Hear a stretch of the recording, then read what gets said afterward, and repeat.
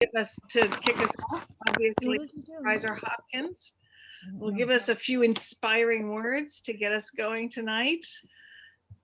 The floor is yours, Linda.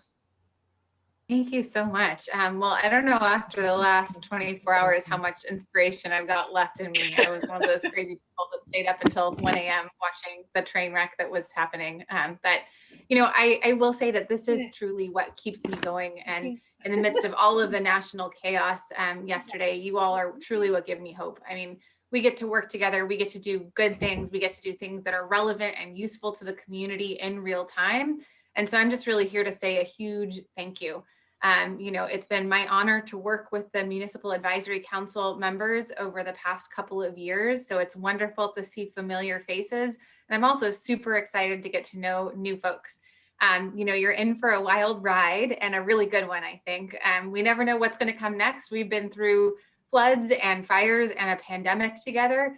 And at every step in the way, it's been this local community leadership that has kept us in touch in real time, able to deliver more rapid solutions and just better collaboration between all levels of government. Because we also, the nice thing about this is we've also had State Senator McGuire. Remember when we used to be able to get together in person?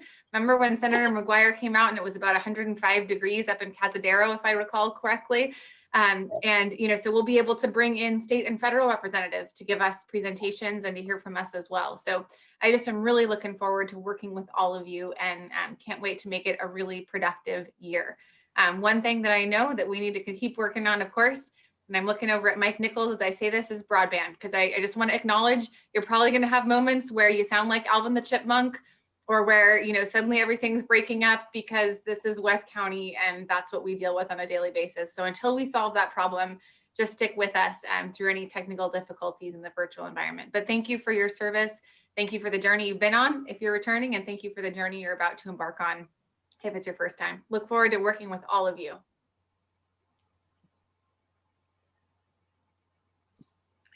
Thanks so much. Leo is Supervisor Hopkins District Director. And Leo, would you like to say hello?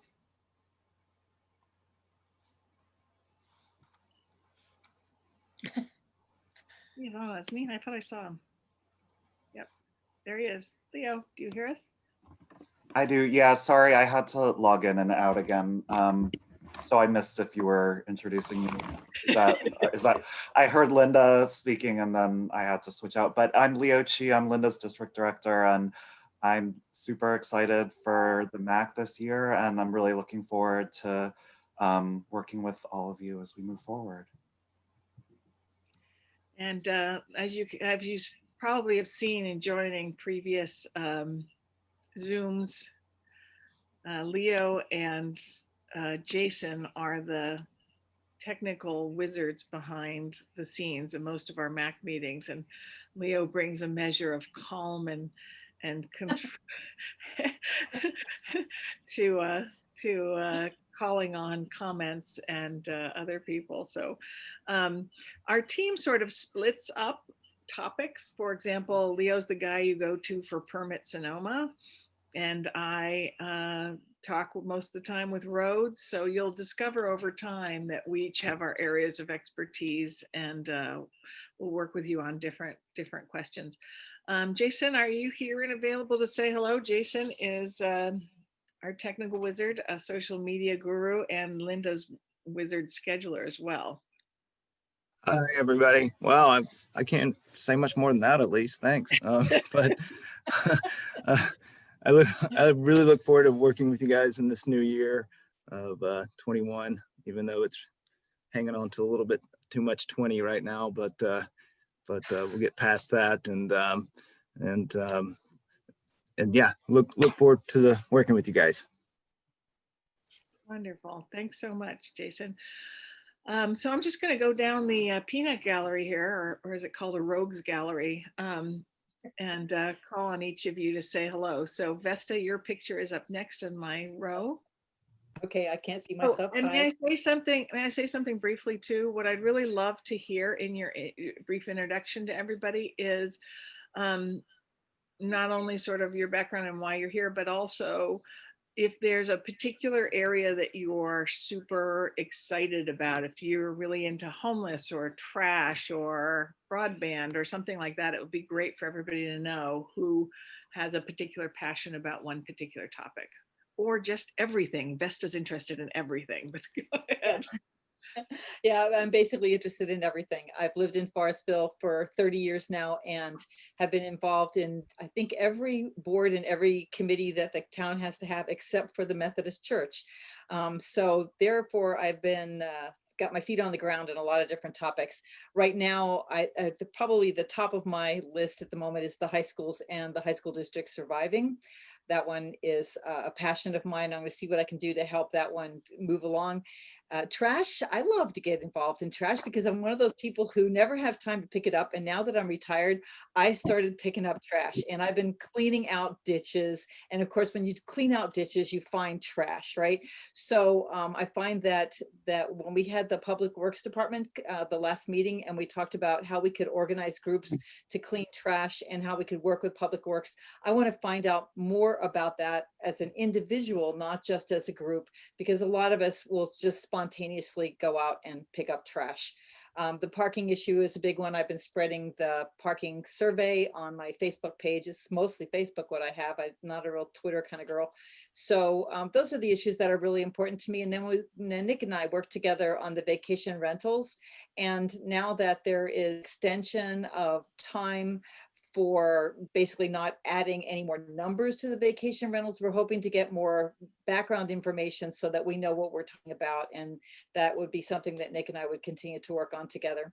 I'll leave broadband and all that to Mike and the other people. So that's my passion right here. Forestville and the So West much, County. Vesta. Naomi, you are next up.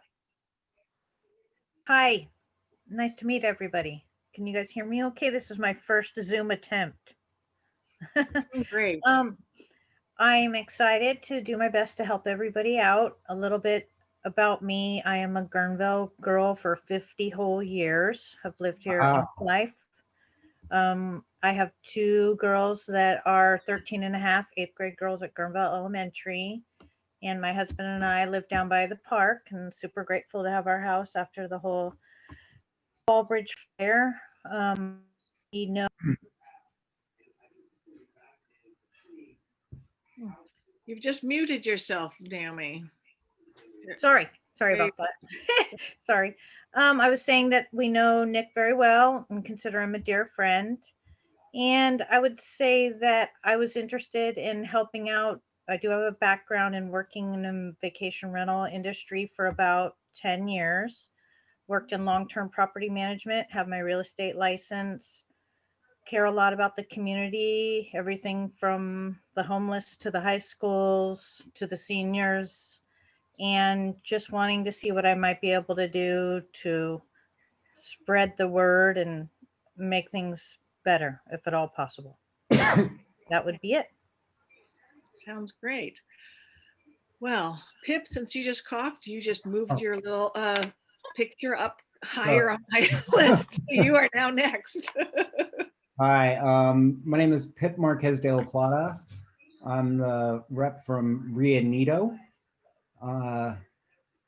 What am I most interested in? Spay and neuter.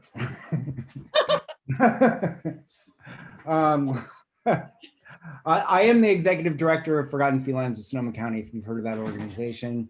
And we do focus on spay and neuter. So if anyone has any questions about that or has community cats or wants to put together a group that can get spay and neuter together, I'm your guy on that.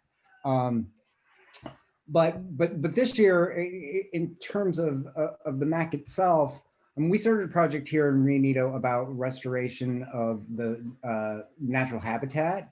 And I'm extremely interested in that, not only because is it good for the environment, but it has knock-on effects on fire prevention, flood mitigation, and things that impact our lives every day. So that's the thing that I'm most interested in this year. Wonderful. Yeah, and you've put together an amazing project for that. We do, Pip was also the chair of the ad hoc committee for roads yet last year, so he knows oh so much around that as well. After you introduce yourself, or when you're not speaking, if you could mute yourself again, that would be awesome. Nick, you're next up. Hi everyone, I'm Nick Pereira. I'm the other Guerneville rep, and just for full disclosure, Mike's Naomi's husband is actually one of my employees for my business, so we know each other very well. I was on the vacation rentals ad hoc and want to continue with that. I think we have an opportunity to do more dialogue with the community and to more fully integrate these homes into our communities, create better communication between the owners and all the stakeholders involved, and generally try to get these to be members of the community and not just extractive industries in taking money out of the community. I've lately been on a couple of calls with Mike Nichols on the various communication and other issues that we have, and so I'm interested in looking more at that. Particularly interested in collecting the stories of the various residents about their experiences during the outages for Wallbridge and Myers and the other fires. Try and collect some of those stories and give a more fully, technicolor picture of what it's like out here. Connect some faces, some stories, some lives to the lack of services that we're getting. Also interested in seeing what we can do to kind of shake the trees over at West County Health Center and West County Community Services to sort of get them a little more responsive to the community. I'm getting a lot of just sort of anecdotal comments from people about a lack of a decline in service at the health center over the last 5 years or so. Just want to, I don't know if there's anything that this board can do, but just want to at least, see if we can facilitate some more dialogue with the community and the board over there. Thanks. Good to know. Thanks, Nick. Mike, your picture is showing up next. Good evening, everyone. I'm Mike Nichols, and I've been on the board, I guess, 2 years. I've been council for 2 years. As Supervisor Hoffman's mentioned, Nick also mentioned, I've been involved with broadband since 2011 and working to help facilitate expansion of broadband into rural areas in Sonoma County. I also serve on the Community Services District Board here in Cazadero and on the County Economic Development Board. And I chair the Sonoma Mendocino Economic Development District Board. So I keep busy, and it's good, it's healthy, and I live in Cazadero. I've been here about 20 years, over 20 years now. So I've thoroughly enjoyed this ramping up of the MAC here in West County, especially the Lower River. And we did have a rocky first and second year, but we're well on our way now, I think. So that's it. Thank you. Thank you so much, Mike. You really helped get us off the ground, and it's much appreciated. And you've been mentoring, I understand, your alternate, Tony Goodwin. It's nice to see your face. He's trying to figure out how to There we go. I think I got it. Can you Yeah. hear me okay? Wonderful. Thank you, Elise. I'm happy to be here, and Mike has been great. I didn't realize I wanted to be such a big part of the community until he kind of paved the road in front of me and showed me the light. So I've been active. I really do care about people and their well-being. So I've participated in ideas for the trying to help people that are down and out, homeless or people that are without money, or they might have a bad habit or something, and trying to work and balance that equation and figure out what would work good for the community and those folks. Another one that I really am into is emergency services, and I think Nick mentioned that. You know, it really, I was a firefighter for Cazadero, and I kind of opened my eyes to what it was like to participate in that. And so it gave me a good idea of how things operate. And then, you know, being in these catastrophes, you kind of see where there's the gaps. And so I've been participating here and putting together emergency nets using radios and stuff, which was brought to my attention through one of these MAC meetings. Some of the civilians in the stands, you know, brought it up, radio being a good way to communicate. And so I've been really pushing hard, and, you know, eventually I might get a repeater, a whole network up for Cazadero, and it might even serve part of Guerneville. During the Walbridge fire, we found that the radios worked really well. And then, you know, just the emergency services aspect of it, you know, trying to refine that process so that the constituents get the knowledge that they need to act accordingly during one of these events. And then, you know, one other thing that I'd really love to see is it more affordable for, you know, the middle class to own property and build a house in Sonoma County. One of the big things I find that can be a hurdle is just the permit process and the cost. And I know I think it's quadrupled just in the past few years.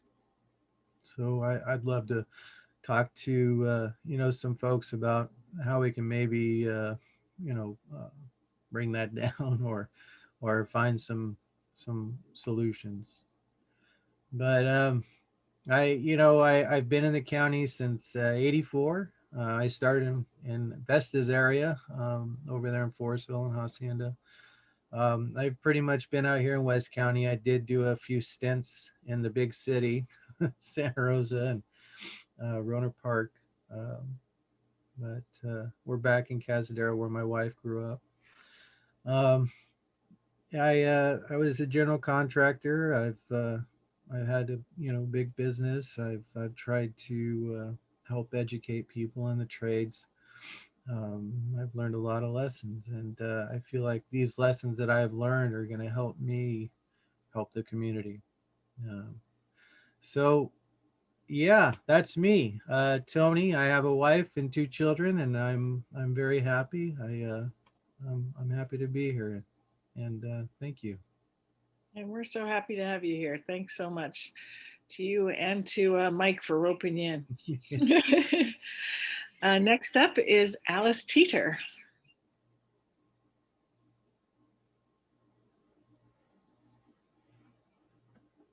She's trying to figure out how to unmute herself. Can you hear me? Can you hear me? Oh, good. I'm seeing nods. Excellent. Hi, I'm Alice. I am very new compared to many of you. I moved to Forestville, Hacienda area almost 4 years ago. I came up here to take a job as a public health nurse and community health nurse, which kind of gives me my interest in all of the issues you guys are talking about. I'm in and out of people's homes from pretty much the river up to the coast and into some of the canyons. So I see issues from kind of a different side, see how people who are retired and living on fixed income are dealing with some of these issues. And then also have just become more active in my neighborhood because of some of the issues that we have around the bridge. I am extremely excited about trash. And I think that many of the other things that I've heard talking about, parking issues with unhoused, a lot of those things kind of, if you look at it with trash in the center of it, there's a deep connection on all of those things. So I'm really, really hoping that I can work hard on that for the next 2 years. And it's also been just from getting my email set up for this in the last couple of days, I've gotten a lot of warm welcomes and handoff from Claudia. Lisa came by and dropped me parking flyers. So just really appreciate the warm welcome from you guys. And I'm inspired. Just hearing what you all have to say makes me want to dig in. So thank you so much. Yay. Yeah, Alice has already been helping me on the trash issue. I'm not letting any grass grow beneath my feet to use every bit of expertise out there. Thanks so much. The current chair, who has done a wonderful job this past year, Jeanette Dillman, you are next up on my screens. Well, thank you. I'm Jeanette Dillman. I live out in Pocket Canyon, a couple miles from town. And I've lived here in this place for 42 years.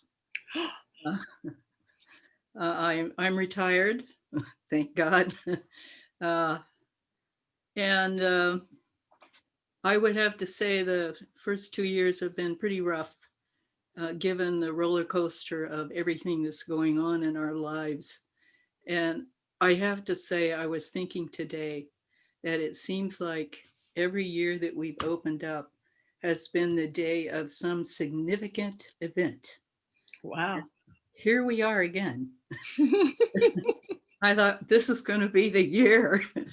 So anyway, it's been interesting. It's been a great learning process. I have learned a little bit of secretarial skills, but I'm still no good at it. But thanks for the help of everybody that's been here. I think my interest at this point, I have one more year to serve. And I think my interest at this point, after these first couple of years, is sticking with trying to develop a strategic plan for the Lower River, for us, unique for us. And I'm learning that it's a very complicated process. There's all sorts of departments involved and people involved. And I think it would give us unite the community to come together with who are we and where do we want to go? And bring in all of everything that you've talked about so far can be brought into a strategic plan and hopefully be a more organized, more united community effort moving forward. So that's, at this point, that's really my interest. So thank you very much. Nice to see new faces. Nice to see the old faces. So.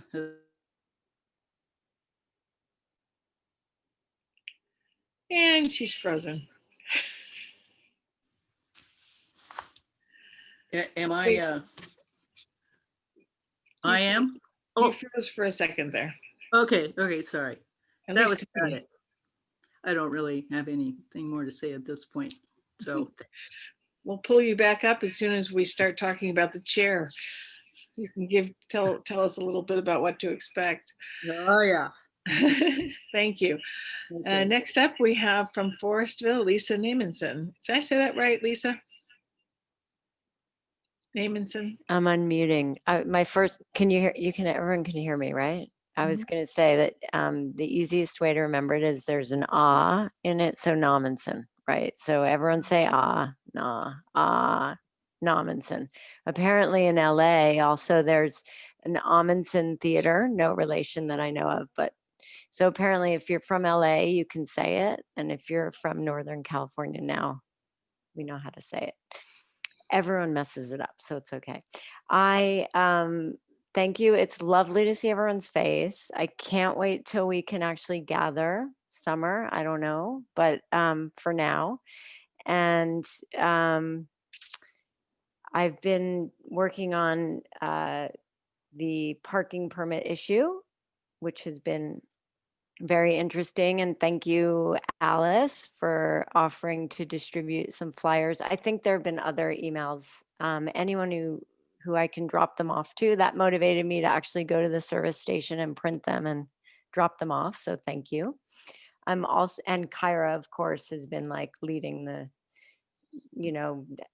helm, leading the charge on that for us. So thank you for that. And Vesta, thanks for your input. And I think I saw another email, can't remember, but and Elise, of course, thank you.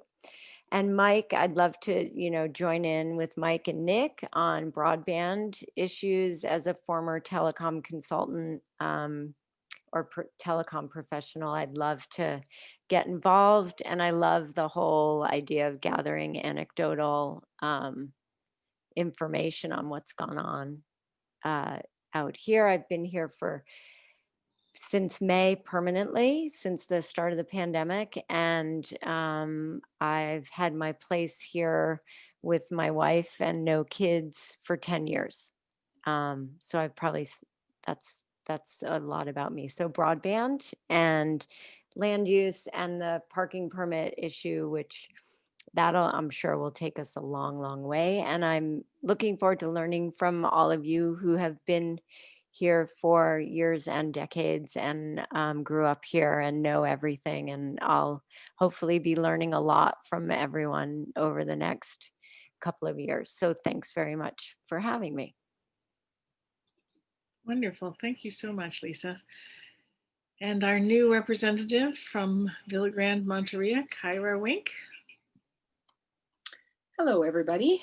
I am Kyra. I moved to Villa Grande in 2005. Went through the construction of a new home there, managing that while completing my work with Kaiser Permanente. Clinically, I'm a respiratory therapist and had been in management for many years with Kaiser. And after 35 years of service, retired a couple of years ago. So my wife and I live in Villa Grande. We have this little cat that oftentimes pokes his head up. His little name is Stoli.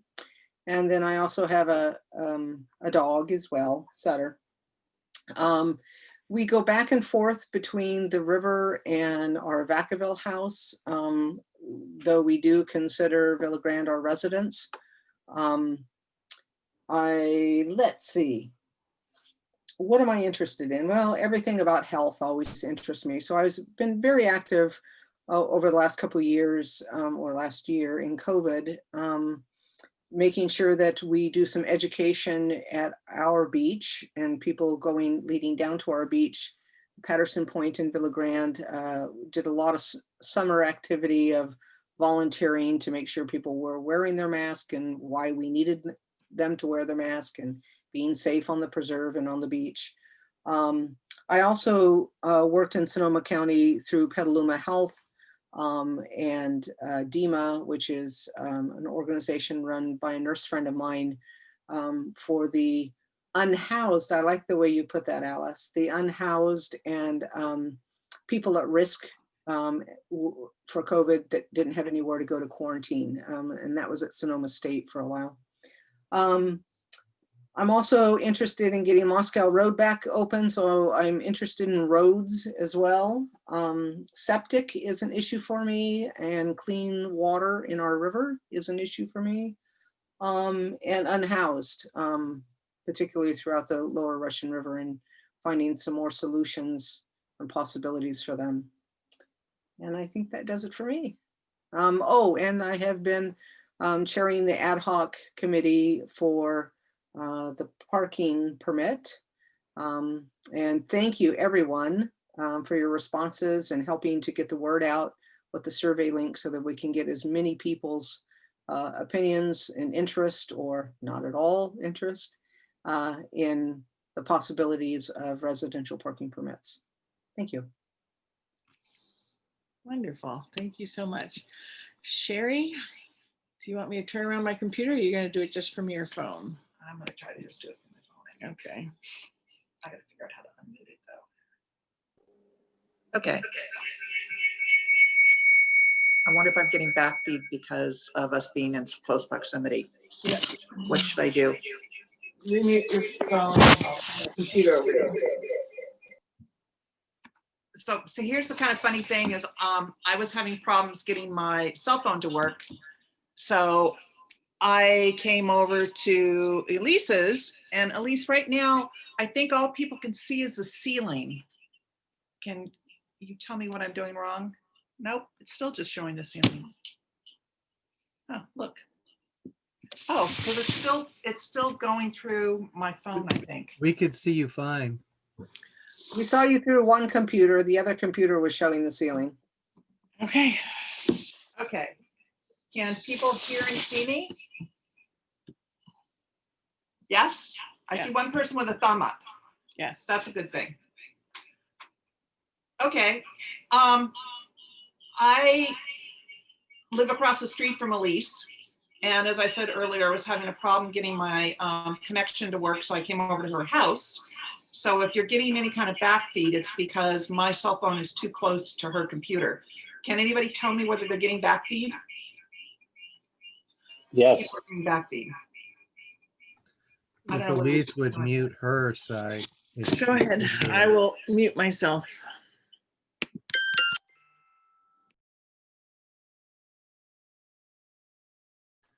Now we don't hear Sherry. Sherry's on mute. Sherry's on mute. Can Sherry just sit in your space, Elise, so we can see and hear her? Yeah, I think when we could hear Sherry earlier, it was actually going through Elise because the yellow box was around you, Elise. But yours- Okay, so how about now? That's good. Yes. Yay. Okay, one more time. I have lived in the Russian River area for about 40 years, and I have worked as a chief financial officer. This is really weird with the back beating. Keep going. Okay.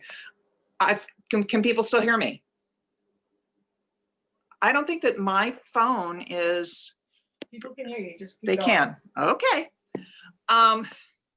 I've worked as a chief financial officer for the West County Health Centers.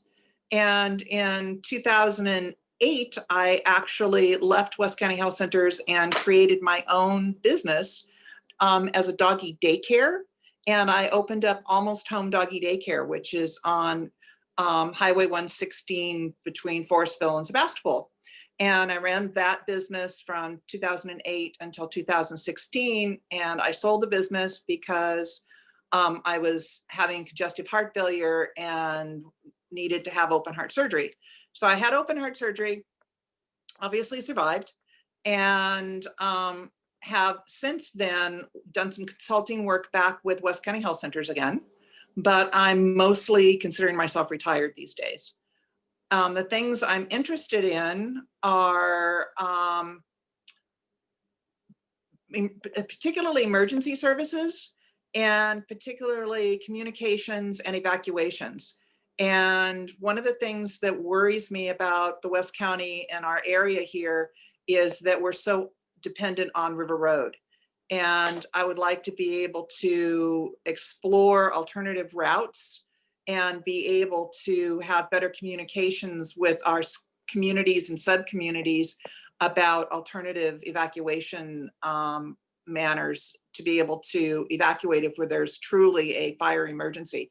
There was a time in this county when there were a lot of fire roads, and even though they traversed through private property, they were still considered fire roads and could be used as evacuation routes.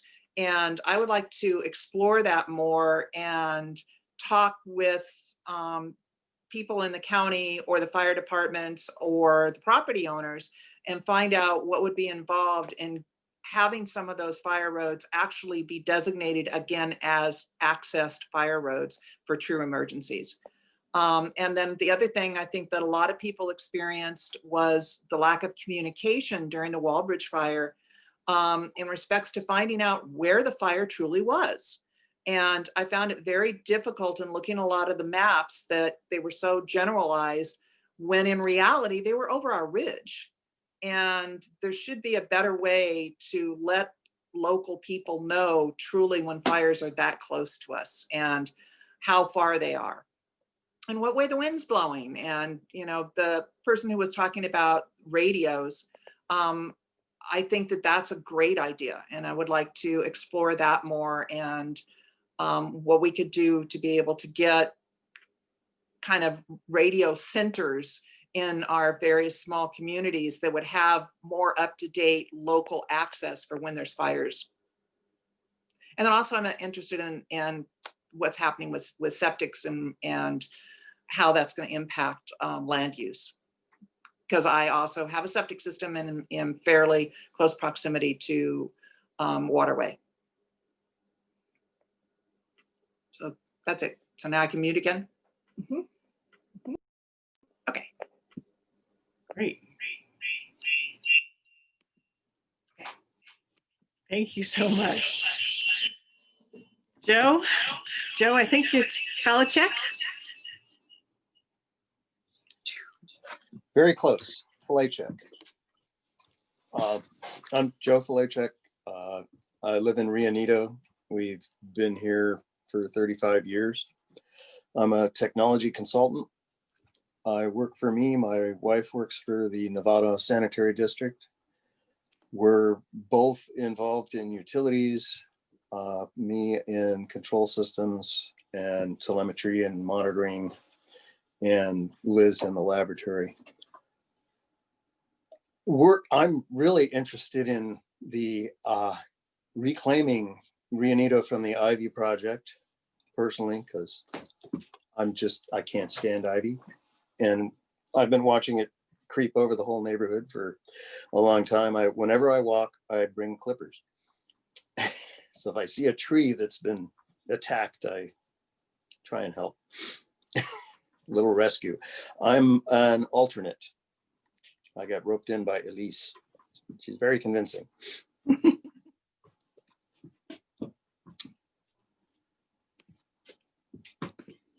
The end. And okay, thank you very, very, very, very much. Let's see, have I got everybody? I think so.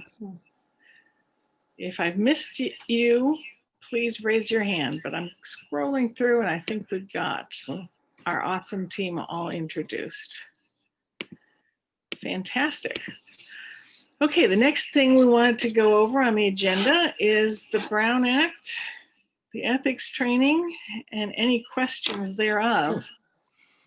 I put together a little quiz and I've been scrolling through trying to find it because crazily enough, my whole history on the computer is all about the insurrection yesterday. And the work I did yesterday morning has disappeared, but I can come up with it. So if we could start, did anyone come up with or have any questions as they went through the basic Brown Act information? Okay, I will start with my quiz then. Oh, here it is. Here are my flashcards.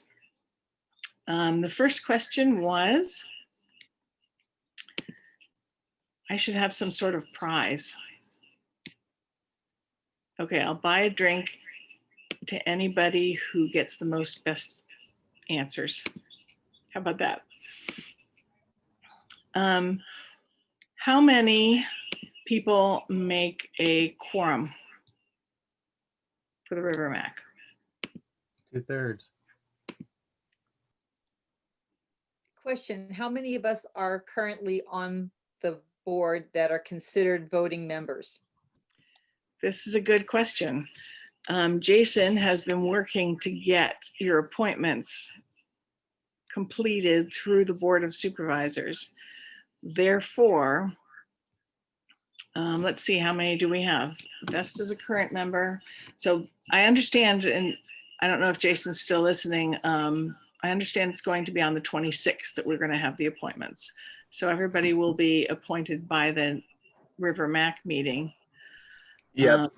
Yep. We're gearing up to get it on the 26th. Should be a certainty. Great, thank you. We had it scheduled for the 12th, but then somehow they didn't have a consent calendar for the 12th, so we had to move it to the 26th. So right now we have Vesta, Pip, Jeanette, Mike, Nick,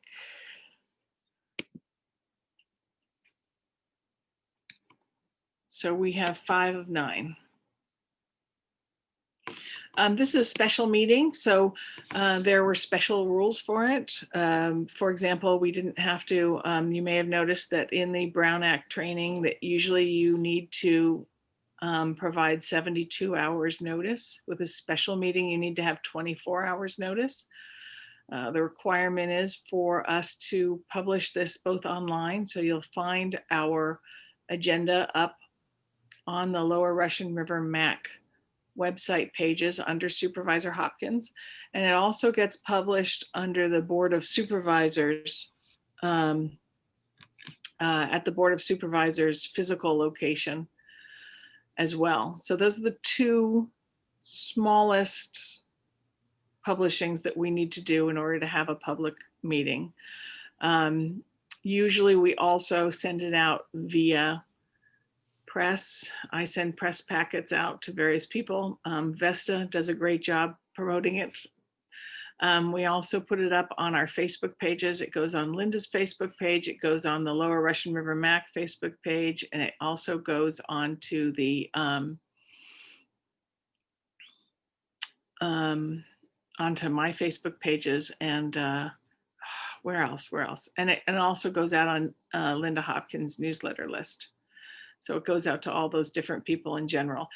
This one, because it's basically a special meeting for us to all introduce ourselves, the primary purpose has just been for sort of an internal conversation, although we do have some wonderful attendees. Hello, Debbie, John, and Lloyd. Nice to have you with us. So we do have a public comment section at the end of the agenda so that if our public participants decide to ask questions, we'll have time for that as well. The next question that I had, which is one that has tripped us up a couple times, is what is the difference between an ad hoc meeting and a special meeting? Would anyone like to take that one on? Vesta's shaking her head emphatically. Are you talking a special subcommittee versus an ad hoc, or just a special meeting? Is there a difference? Good clarification. A special subcommittee versus an ad hoc. I'll let someone else answer it because I don't think. I can do that, I think. Okay. The ad hoc doesn't have to follow the Brown Act, and it usually is one person from the committee that is doing it. The special has to follow the guidelines of the Brown Act. Yes. Now, the interesting thing about this, but you are just knocking it out of the park, Tony. I see we're going to have a drink together when it's possible. The interesting thing about this is that an ad hoc committee is formed specifically for a purpose. So the vacation rental ad hoc committee, the trash ad hoc committee, it is for something that happens for a short period of time until that period of business is completed, and then it closes down. Now, a special committee is a committee that is involved in the daily or the ongoing operations of the MAC, and is something that is ongoing. Whether you started at the beginning of the year and sunsetted at the end, and then started again at the next year, it's still a special committee. So this is something we've gone back and forth a couple times about on the land use. And I got we have a wonderful lawyer, Linda Schiltgen, with the county council. And so when we run into challenges with this, we send a message. So anytime you have a question about Brown Act or these sorts of things, feel free to ask me. And if you think I've got it wrong or you have a further question about it, I will just send the question off to Linda Schiltgen, and she helps us right away. So she clarified that if we had, so for example, at one point we had an agenda setting committee that started at the first of the year and went for the entire year. That was an operating committee that just went on for the entire time, and that really should have been a special committee. So the first year we had an agenda setting. Excuse me, please. Yes. I think your terms are, the term is standing committee, not special committee. That's it. I was thinking, why is this not sounding right? It's a standing committee. Thank you so much. Well, if you go back and ask your original question, because it might, Yeah. I yeah. think you said an ad hoc, ask the original question again, so we can get Yes. this. What is the difference between an ad hoc committee and a standing committee? All right, all right. Thank you, Jeanette. Okay. I just kept saying to myself, why does this not sound right? Why does this not sound right? Jeanette and Mike are great at keeping me on my toes on details. It's a wonderful thing. So a standing committee is an ongoing committee that is part of the operations of just an ongoing operating function of the MAC. And so the standing committees are do as Tony said, do need to follow the Brown Act rules. We need to publish it and have public comment and all those sorts of things. Ad hocs are shorter term generally and have a specific topic.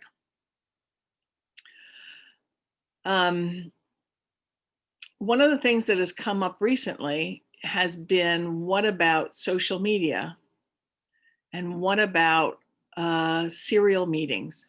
And what happens with social media and serial meetings? So the example given, I think, in the PowerPoint was, let's say Naomi talks to Nick and says, Nick, I think that we should have land use about the project coming up in Dubrava, and I think that we should ask them to include talking about their water sources or their traffic or something like that, And then Nick goes and talks to Alice and says, Alice, I think blah, blah, blah. And then Alice happens to run into two others and has the same conversation. That becomes a serial meeting, and that you can run into without even meaning to. You can run into a Brown Act violation. So it's really quite important to, when you do things at the times, since we don't usually run into each other all that often, that isn't something that's going to be happening, but it is something that you could see happening pretty easily via email or via social media. So if we send out an email that says, here's information about this, and Vesta hits reply all and says, I think blah, blah, blah, and then two other people jump in and give their opinion, it's okay for one person to hit reply all, but what it does is it starts this cascade of everybody talking to each other and a whole conversation going on about issues, and that's not allowed. So that's why anytime you hit a reply all, you'll get one of us saying, no, please don't do that. Just to be. The best thing to do is never reply all. Yeah. Well, and that's just email, but what about how that apply to social media when you post a topic up on social media, Facebook or Twitter, and people start commenting? Yeah. Now, what's interesting is that there is a differentiation in the information between social media that's your personal page. So if you have something on your personal page and you post something about, God, those vacation rental people down the road are really bugging me. That's just your personal opinion, and that's okay. But if we post something on Supervisor Hopkins' page or on the Lower Russian River MAC page, and a group of MAC members start commenting and putting emojis like little smiley faces or little down thumbs or anything indicating how they feel about an issue, that's not okay. So you want to try to avoid that. The nice thing is that in all this, there is the requirement that a complainant prove that you were attempting to obfuscate your intent, that you were trying to keep people out of a meeting and you were trying to not have transparency. So even though it's easy to slip, it's also pretty challenging for it to be something where somebody can show that you had ill intent. So that's an interesting and important piece. So we, yes, Vesta? So I've been sharing this survey on my Facebook page, and I do it basically once a week because it seems like it doesn't get a whole lot of response in people making comments, and I want to make sure that they have a chance to pay attention to it. And because things like social media, the latest topic rises to the top so quickly that anything that's been there for a few days gets lost. Is that still applicable to keep saying, hey, we could use some more feedback on this parking permit issue, to keep bringing the topic up, to bring up the topic of, we've got a meeting coming up, we'd love it if you could attend. Is it okay to keep sharing that on our personal Facebook page? And then how does that apply to posting the same thing on the Lower River Mac Facebook page, since we can all post on the Lower River Mac Facebook page as well? Notifications are just fine. It's discussions about issues that's the problem. So if you're just saying this exists, come join us. If you put it up and you say this exists and I hate it, what do you think? And everybody starts commenting, then you got a problem. So if you think about it in terms of being able to just notify people, you'll be okay. Okay, so the original post, which is the notification, has no opinion, but people who comment can have as many opinions as they want. And do we then have permission to comment on their comments, or do we keep our mouth shut? You keep your mouth shut. Okay. Unless it's on your personal page, then you can say whatever you want. Well, if she Well, shared, if you're dealing with other board members or council members, and you're communicating on your page, don't do it. Yeah, the way that makes it really simple for me is if I talk to two people that are on the Mac, I'm okay. If I go above that, I got to start to worry. Because if you're at two, you're never gonna be at, like, I'm talking to too many people. But the objective is to avoid developing a quorum where you're doing business behind in smoke and mirrors. That's the gist of it. Who you're worried about are, you do not want to develop a conversation with a quorum unless you're having a legitimate meeting. Okay, so if we're looking for public feedback and people are commenting on our personal page or even on the Lower River Mac Facebook page, it's okay as long as we're not involving too many. It's no problem. The problem is you do not want to speak to a quorum. You do not want to develop a quorum of the MAC council members. You can talk to anybody else as much as you want. Okay, that helps. Thank you. So you're so good at this leadership thing. we had one of these, she's had a lot of practice this year. Oh yeah. Looking up the bylaws and looking up the stuff over and over again. The reason I decided to do this in this sort of informal talking it through format is because last year we had Linda Schultkin come in and she basically spoke aloud and redid the exact same slides that you guys had read at home, and you were like, well, that wasn't, we got feedback that wasn't very helpful. So I thought perhaps having this chat about certain things that have come up might be more helpful in getting it into your brains. But this is not, I'm hoping everybody has read through that. This is not the be all end all. So as I said, if you have any questions at any time, please feel free to ask Jeanette or Mike or myself, and we will either give you the answer or ask Linda Schultkin for the answer. I have a question. Is that okay, Lisa? I have a question. I'm sorry I stepped away. Yes, no, yes. Anybody jump in with questions anytime. Thank you. I think I understand the public part as far as the communication pretty well. My question to you is, what is the appropriate manner if us being members wanted to have some sort of conversation about a topic that might be coming up on the next agenda? Are we able to do that? Is that something we're not allowed to do unless we're all together? what if we're organizing something, or like I answered a little bit about the flyers, about the parking, about distributing them. Then I realized when I went over to the training that I did hit reply all. So what is the best and safest way for us to have some form of communication so we know what the other is doing without like maybe breaking protocol? Well, boy, that was a very roundy bowdy.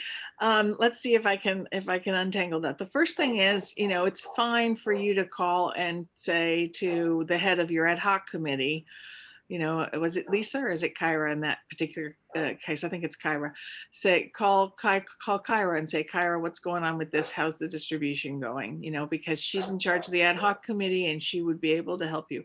You also, one of the things that I was trying to encourage people to do last year before the shutdown came, it's perfectly fine for you to sit down and have lunch with Pip or, you know, Vesta to go, you know, for you guys to just meet up and get to know each other in small groups.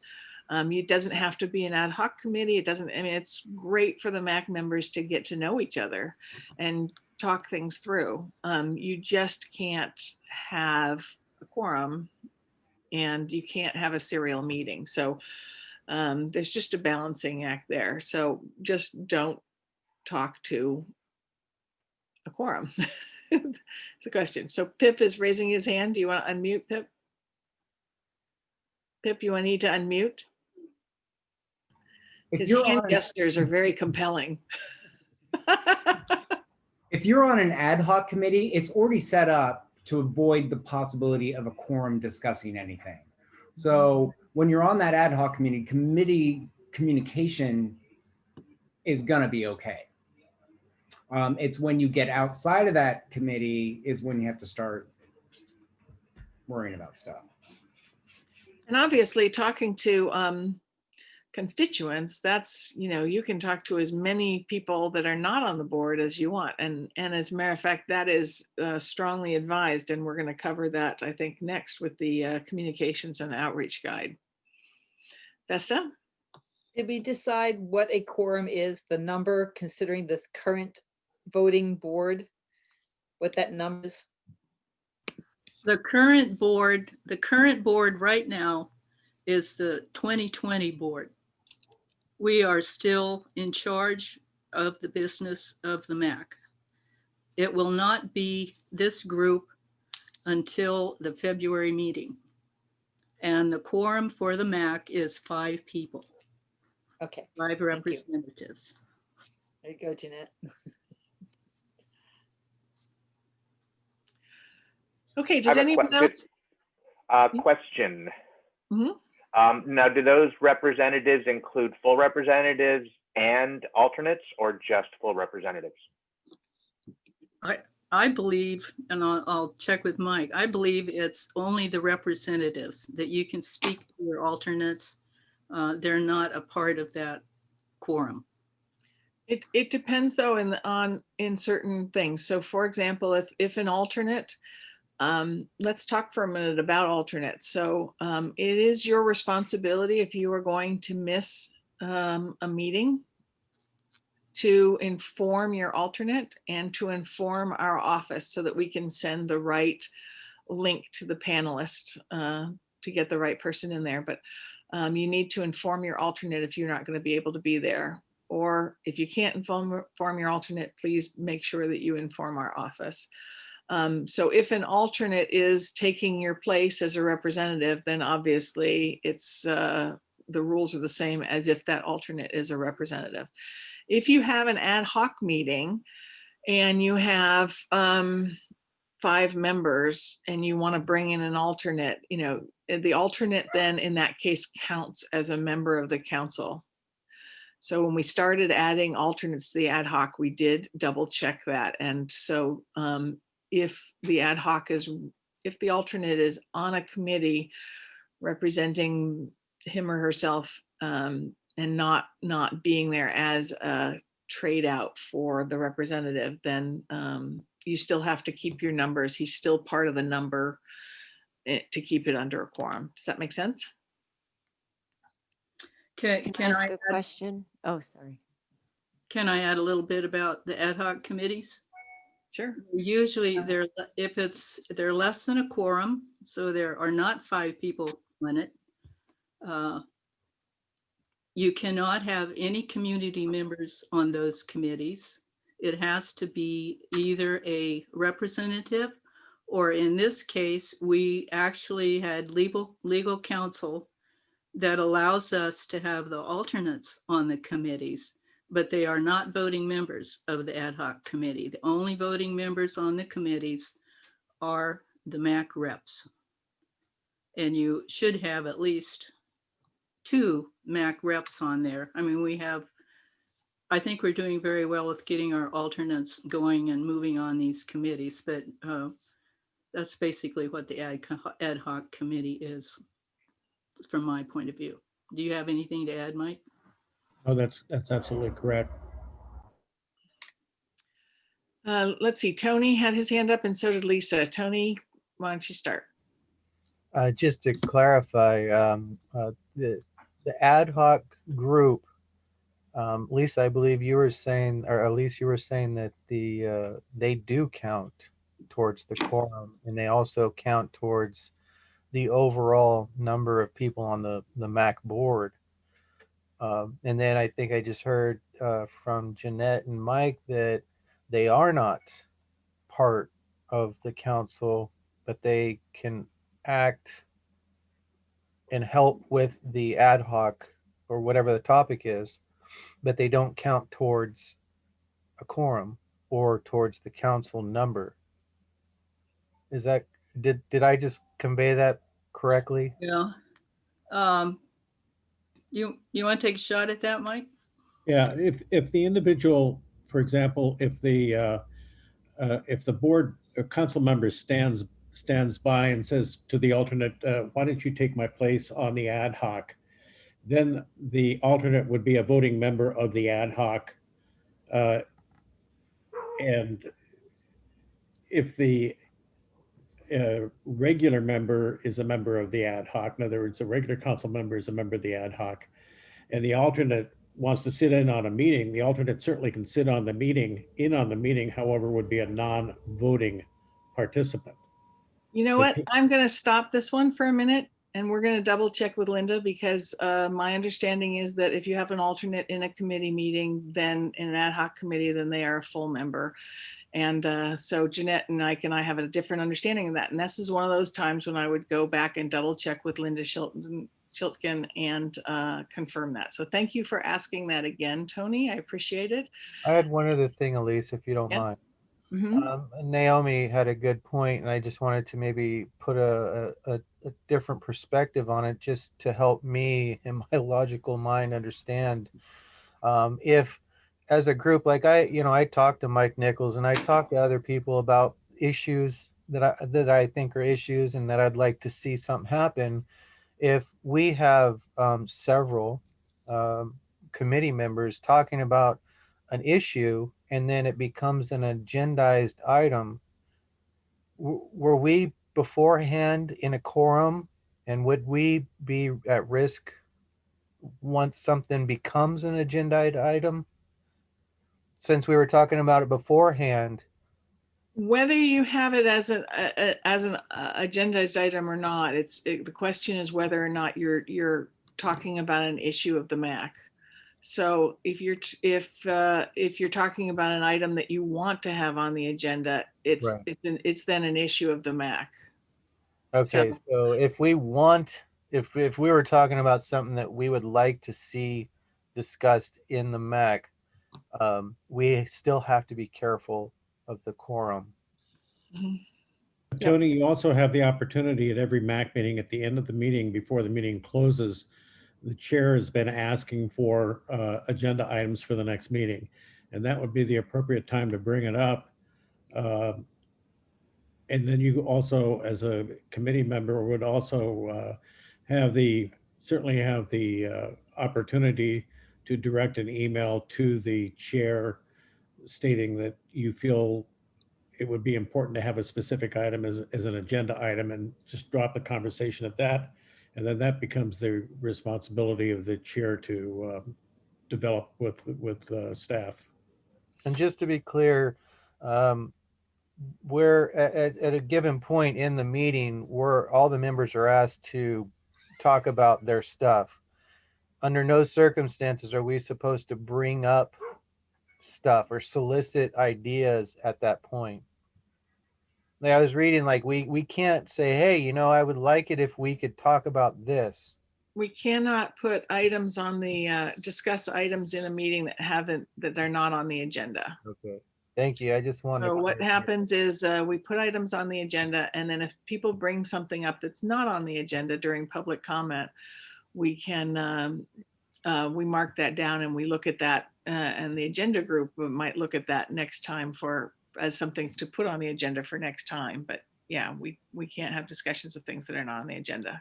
So the time to bring it up, like Mr. Nichols said, would be at the end when it's requested. Yep, that would be great. And then it will be put on the next meeting's agenda if it makes sense. I think Lisa also had her hand up. I did. So would you say that Kyra and I, who were previously alternates, are still alternates now until, what was it, the 26th? Is that right? Yes. Okay, so then we're also on an ad hoc. So are we a part of the quorum or not until the 26th? You're not a part of the MAC council until February.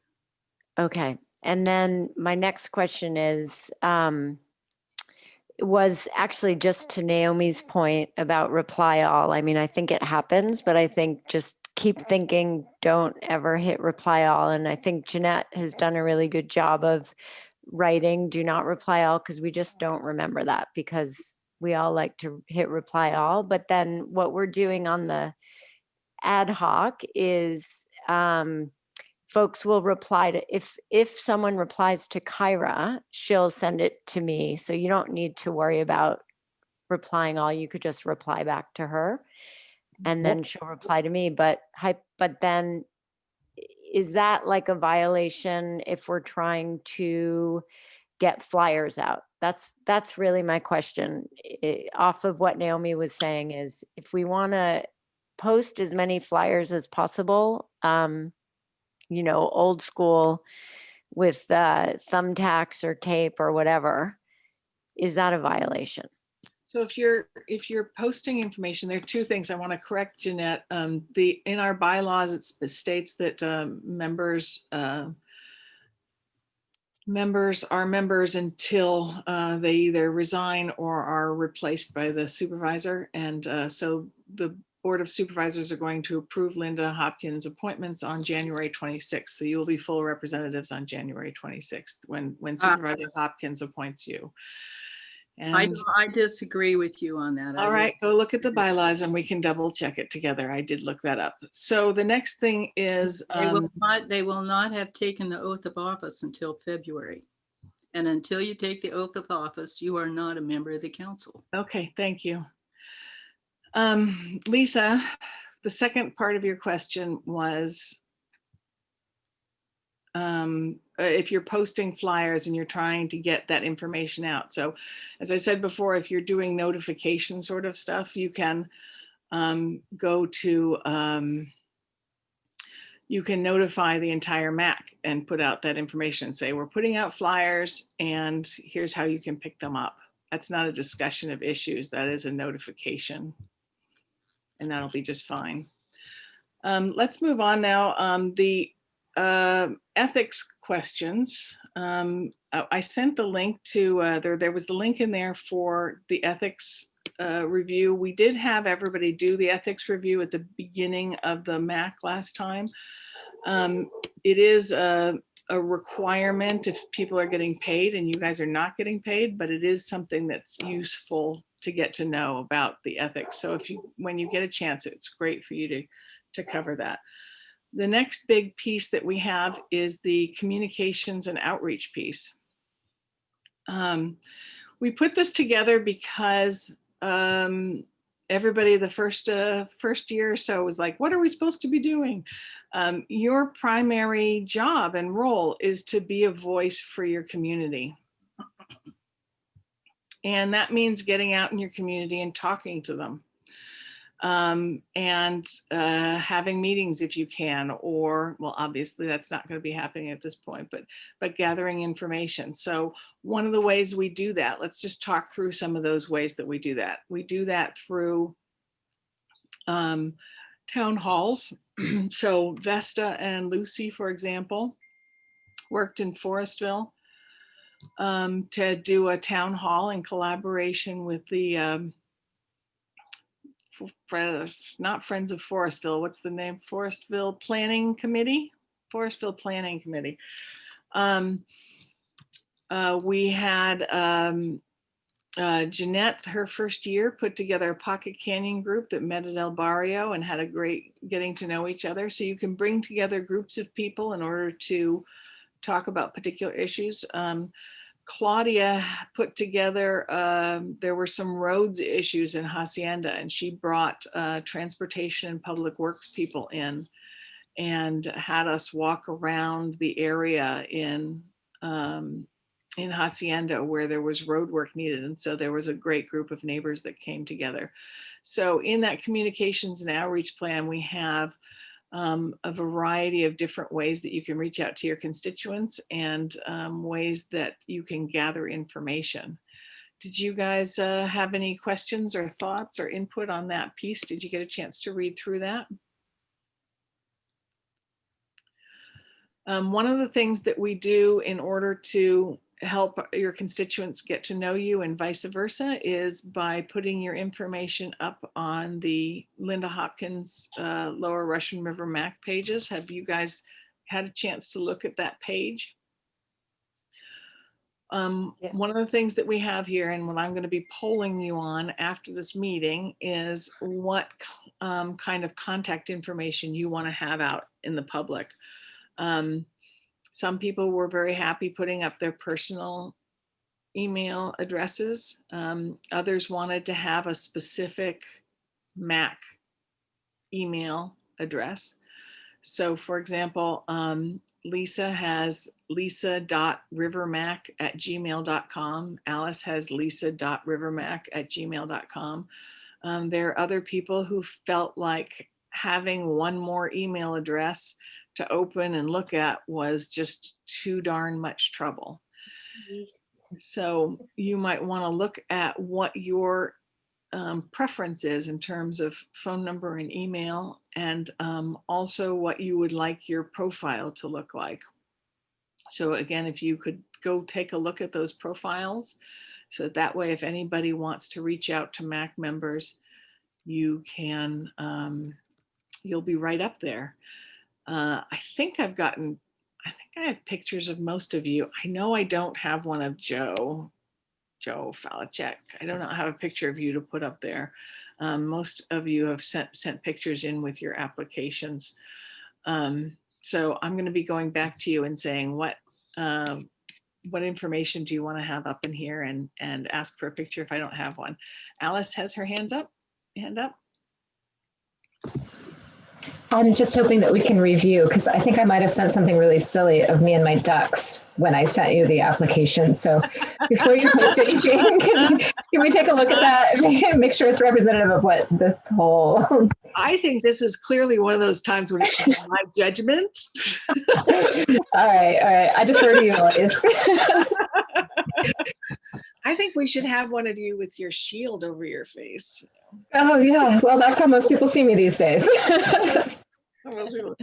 Yes, I'll touch bases with each of you about how you want to look and present yourself. So if you get if you could just take a look at that and see and be prepared for me to ask that question. Vesta? it may seem silly, but I think a phonetic pronunciation of names that are more challenging, like Lisa's and Joe's. I keep going, Joe, like a fillet of fish, you know, mine, which people always put multiple syllables into. If we could have a phonetic definition of our names with our names, it just might help, because some people have names that are confusing to people. Absolutely. And I definitely need to update mine. Yeah. One of the things that's going to happen in the very first meeting. So when we have meetings, as you've already discovered, you get your own panelist link so that your little faces show up. Our little faces show up. So look for those each time. There are a few people who constantly are coming in at the last minute and saying, I couldn't find my panelist link. So please look for that before the MAC meeting so that you have your panelist ready instead of needing to figure it out 5 minutes into the meeting.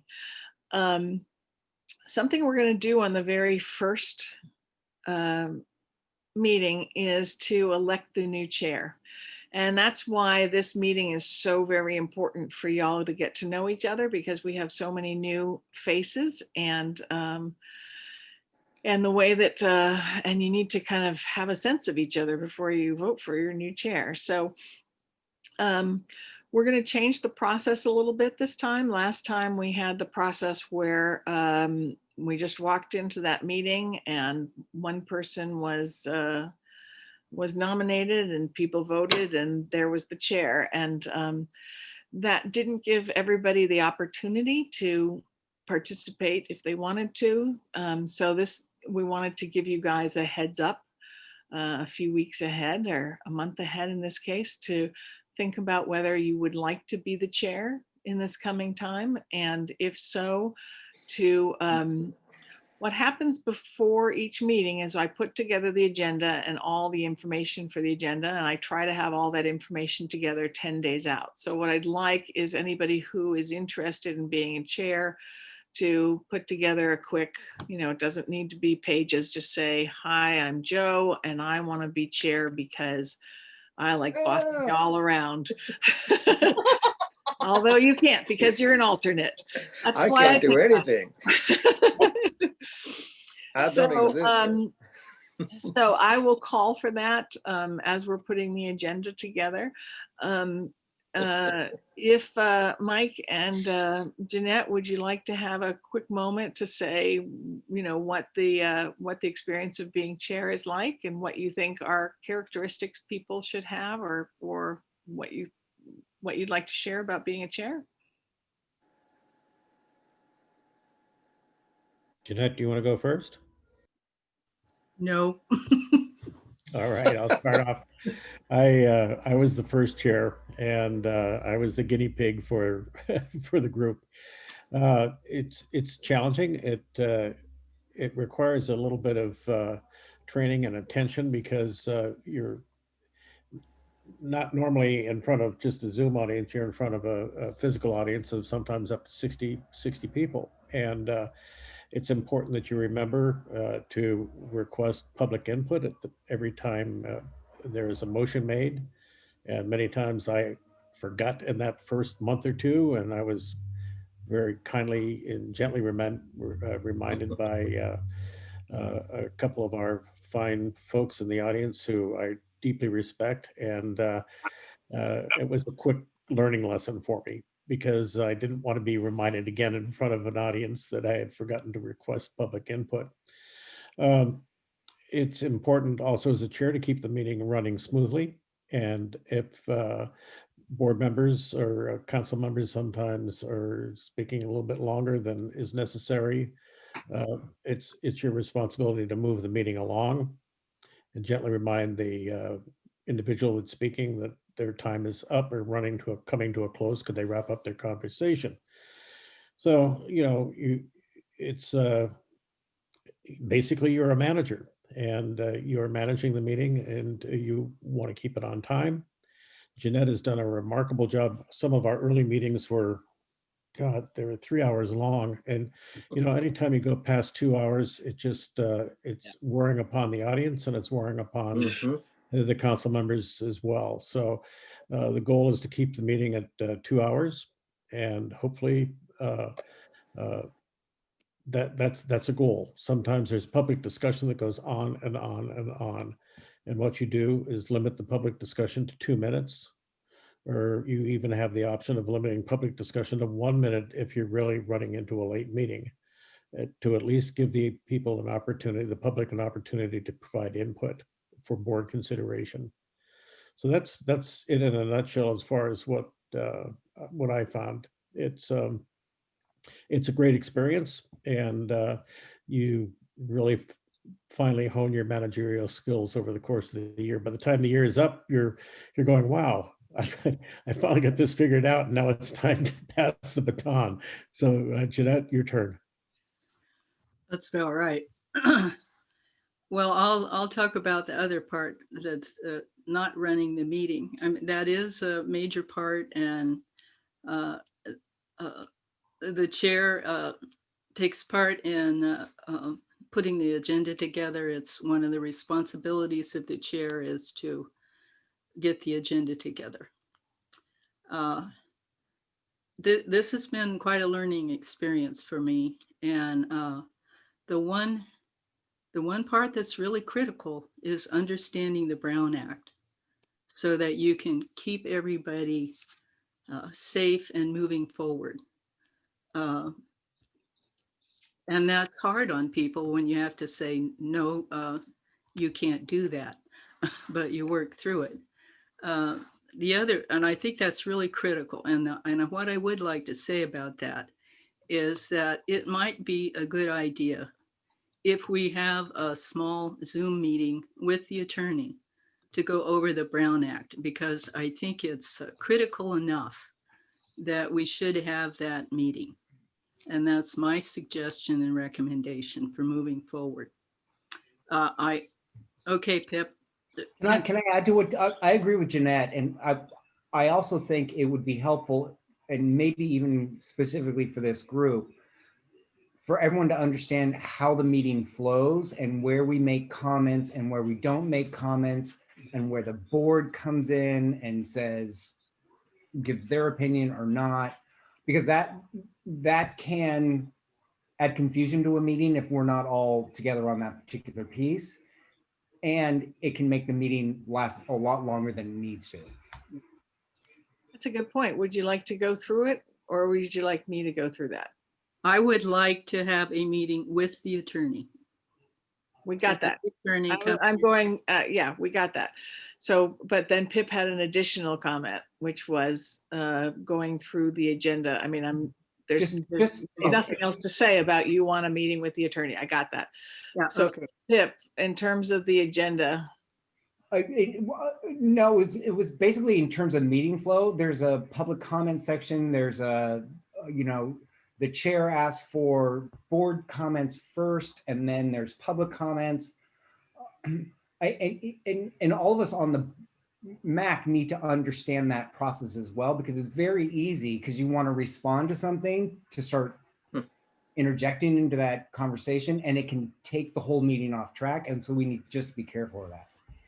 Yeah, the point is, when there's public comment, it's for the public to comment, not for the board to interact with the public. The responsibility for the board to be listening to the public. Right.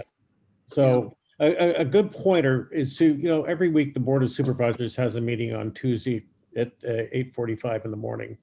And there's a login to the Board of Supervisors meeting. Just sit down and watch a Board of Supervisors meeting. And basically our meeting follows the same format.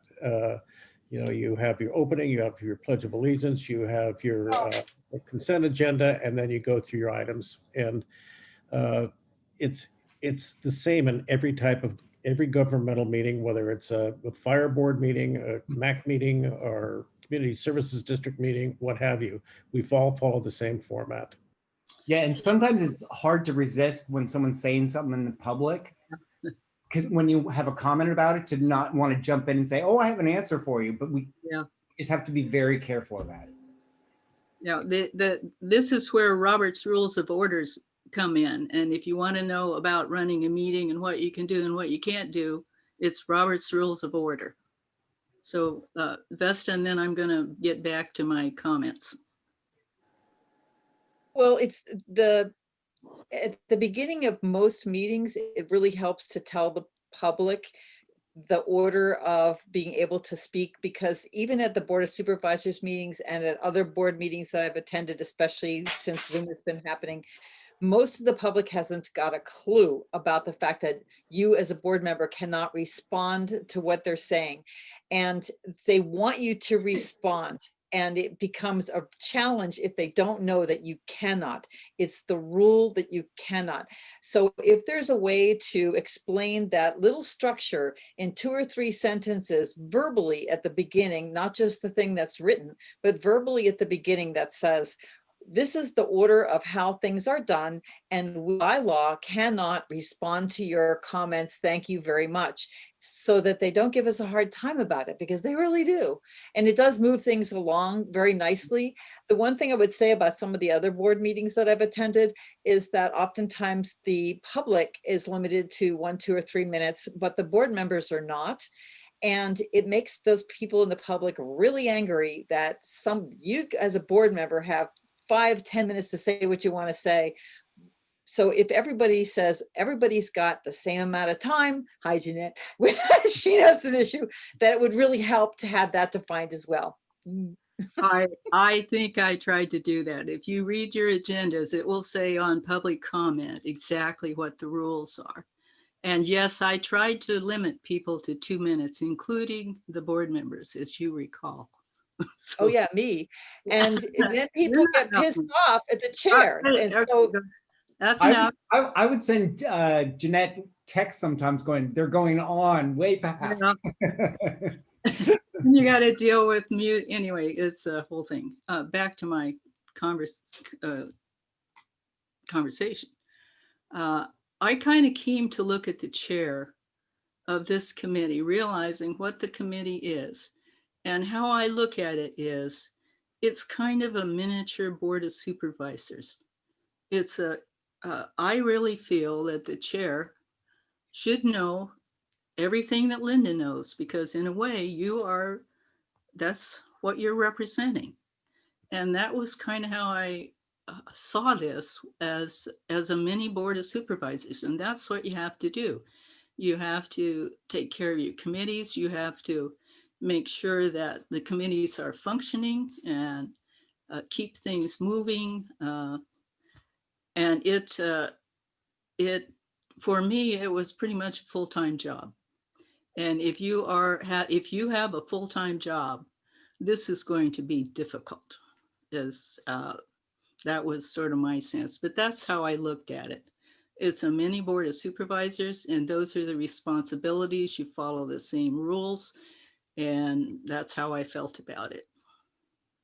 And every chair takes it, does it their own way. So Che worked full time at the Sonoma Coast MAC and was fine being chair in the way that he wanted to be chair. Mike has probably 10 different boards that he's on and is incredibly busy. And Jeanette really devoted himself to the Jeanette really devoted herself to the MAC. So it depends on the chair and how active you want to be and what you want to do. And this might be a good time too to talk about what my job is, because there have been varying interpretations on that have gotten us into trouble. And sometimes the first one is administrative dog's body for the MAC. So I make sure things are posted online. I get stuff out I get the agendas out to the press. I do those sorts of things. The second is being your liaison. I think this is one of the most important pieces that is undiscussed sometimes, is your liaison with the county. So we do a lot of business during the meetings, but we also get a lot done not at the meetings. I'll get, I think Pip called me today with a question about the health order and the vaccines. People will send me, Mike sent me something over the weekend about a road problem in Cazadero. So I'm your representative to bring things up to county departments and to get questions answered for you. So if you have constituent issues, it's not necessarily that we fix them in the MAC meeting. The MAC meeting, we may talk about issues that are of importance to everybody, but one of your real roles is saying, talking to your constituents and saying, wow, I've got a road problem down here, and or we need the sheriff here. And if you don't know who to call, or if you need assistance connecting up with the right person, or you want to know about funding for things, these are all things that I talk about with you guys all the time. So feel free to call me at any time with your questions or comments or representation, because this is what we want, is to provide a channel of communication between the unrepresented unincorporated areas and the county offices.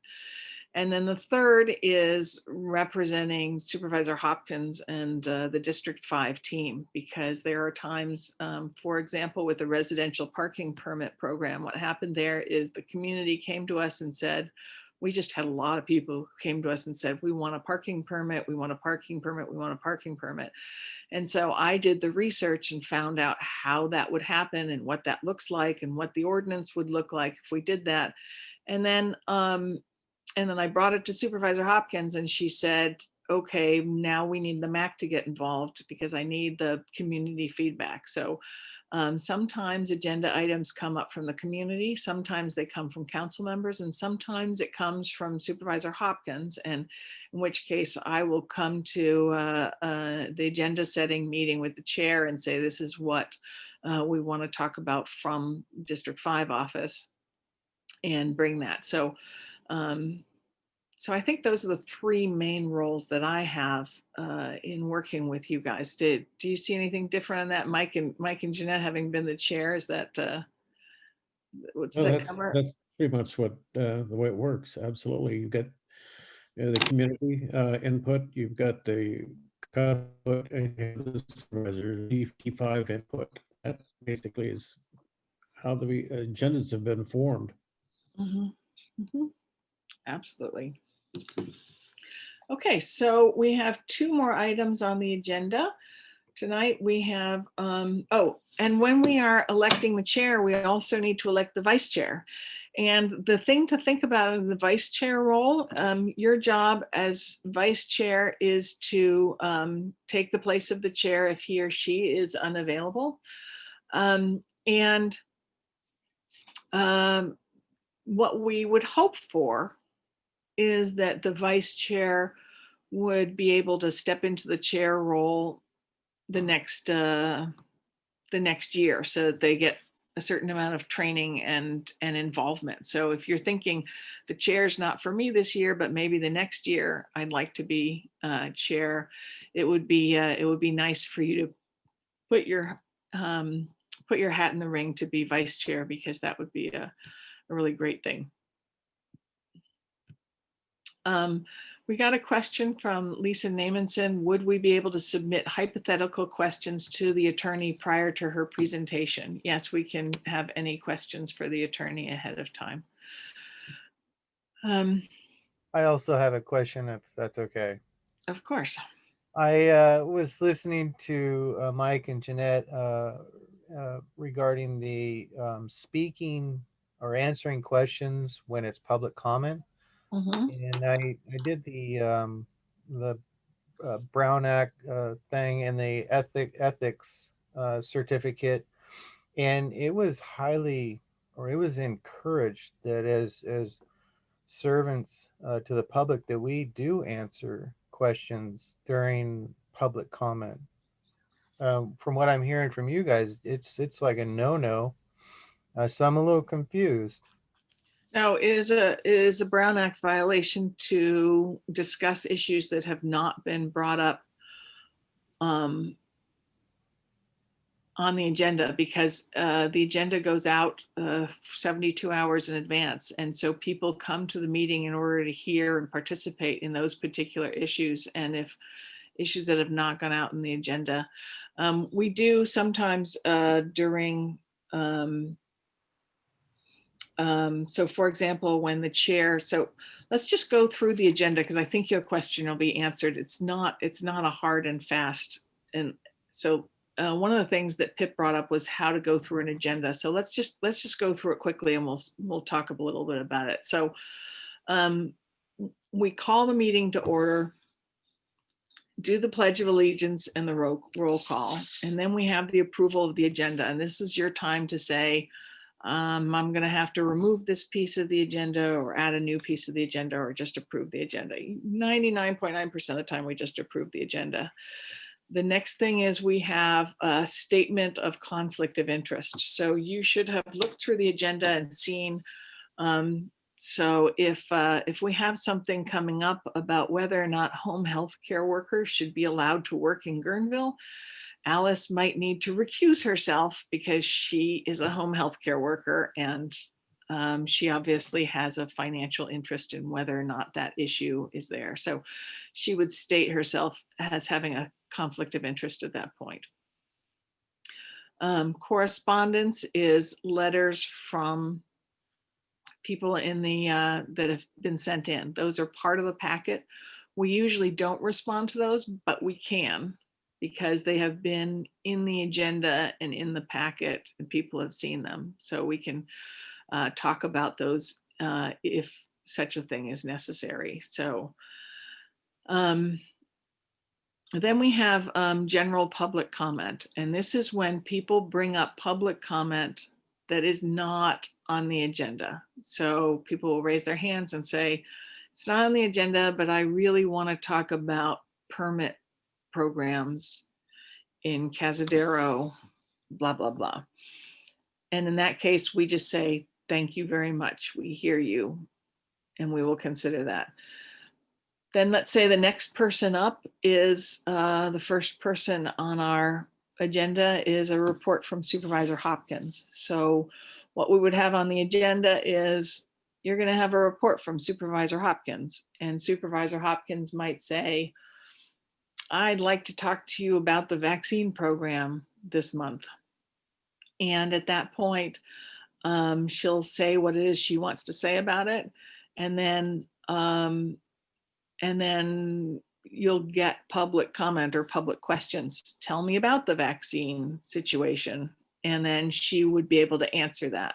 So you see, it was on the agenda, and it's a point of discussion, and then people can ask questions and she can answer them should she choose to do so.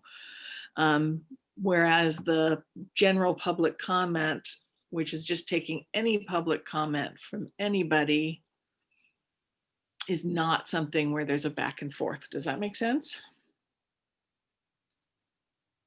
No? Yeah, I'll look back at it. I just did it yesterday. I swore it said to participate in public comment, and I hear you. So I'll go back and look it up and just make sure I didn't misinterpret that. And Well, as you have seen in this meeting, Jeanette and I have gone back and forth multiple times over certain issues, and sometimes we get a third party to help us out with that. So no, we are always encourage questions so that we can figure it out and do our best job. Joe has his hand up, and Nick after that. Joe? Relative to the interaction with the public, is there a one sheet information sheet for the public to know what to expect if they pop into one of these meetings, and so they're at least a little pre-prepped? You know, interestingly enough, we have had in many of the agendas a little paragraph that says, and then the chair usually reads it out. So I don't know if you've been to our meetings before, but oftentimes there's a little thing that says, general public comment. This is a time for public to bring up the comment, whatever. And the chair also the chair also leads that a bit at the beginning of each thing. Jeanette would say, or Mike would say, the next agenda item is the consent calendar. We have an approval of June minutes. Are there any, comments on June minutes from the council members? And then the chair guides that quite well, hopefully. So continuing down the agenda, the consent calendar. So after public comment, we have the consent calendar, and the consent calendar are usually are things that are not open, that are not expected to be big discussion things. You either vote them up or you vote them down with minor comments. So we have the approval of minutes, in which case somebody on the council might say, you misspelled my name, or you missed this. And then we either approve it or don't approve it based with whatever corrections. So we'll put things in there that we don't really expect that we've covered or that people should know about, that really you have a vote up or a vote down, and that's pretty much it. Then we move to informational items. Informational items are presentations where no action is required, but public comment and council comment is allowed and is part of that. So let's say Johannes might come up and say, these are the 10 roads we covered this month. And then council members will stand up, and probably Kyra from representing Monterey will say, well, why the heck isn't the Moscow Road finished yet? And then Pip will say, I'm really worried about the culverts in Rio Nido. And then people from the audience will say that we'll talk about what's important for them. And the chair at that point is recognizing people and cutting people off when they talk too long. I think that's one of the hardest parts, because some people just get a full head of steam.